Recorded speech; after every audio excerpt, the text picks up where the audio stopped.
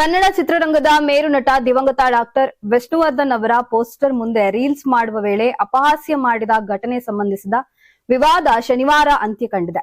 JP ನಗರ ಸಮೀಪದ central mall ಬಳಿ ಅಳವಡಿಸಿದ್ದ ಅವರ ಪೋಸ್ಟರ್ ಮುಂದೆ ನಿಂತು ಸಿಹಿ ತಿನಿಸುವಂತೆ 4 ಖಾಸಗಿ ಕಾಲೇಜಿನ ಪಿಯುಸಿ ವಿದ್ಯಾರ್ಥಿಗಳು ವಿಡಿಯೋ ಚಿತ್ರೀಕರಿಸಿದರು. ಈ ವಿಡಿಯೋ ಸಾಮಾಜಿಕ ಜಾಲತಾಣಗಳಲ್ಲಿ ವೈರಲ್ ಆಗಿ ಅಭಿಮಾನಿಗಳ ಆಕ್ರೋಶಕ್ಕೆ ಕಾರಣವಾಗಿತ್ತು. ವಿಷ್ಣುವರ್ಧನ್ ಅಭಿಮಾನಿಗಳು ಘಟನೆಗೆ ತೀವ್ರ ವಿರೋಧ ವ್ಯಕ್ತಪಡಿಸಿ ಜೆಪಿ ನಗರ ಪೊಲೀಸ್ ಠಾಣೆಗೆ ದೂರು ನೀಡಿದರು.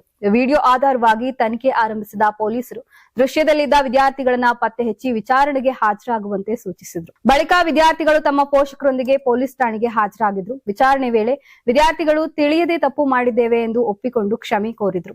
ಪೋಷಕರು ಸಹ ತಮ್ಮ ಮಕ್ಕಳ ಪರವಾಗಿ ಕ್ಷಮೆಯಾಚಿಸಿ ಇಂತಹ ಘಟನೆ ಮರುಕಳಿಸದಂತೆ ನೋಡಿಕೊಳ್ಳುವುದಾಗಿ ಭರವಸೆ ನೀಡಿದರು.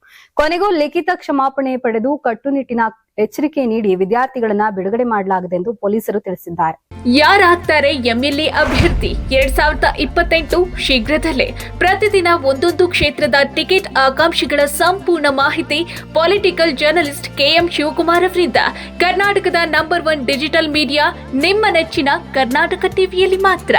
ನೀವು ಸಣ್ಣ ಆಗ್ಬೇಕಲ್ವಾ? ಅದು ಒಂದು ಉತ್ತಮ ಆಹಾರದಿಂದ ಸಣ್ಣ ಆಗ್ಬೇಕಲ್ವಾ? ಪ್ರತಿದಿನ ನಮ್ಮ ಜೀನಿ ಸ್ಲಿಮ್ ನ ಯೂಸ್ ಮಾಡಿ ಯಾವುದೇ ಸೈಡ್ ಎಫೆಕ್ಟ್ ಇಲ್ದಂಗೆ ನೀವು ಸಣ್ಣ ಆಗ್ತೀರಾ.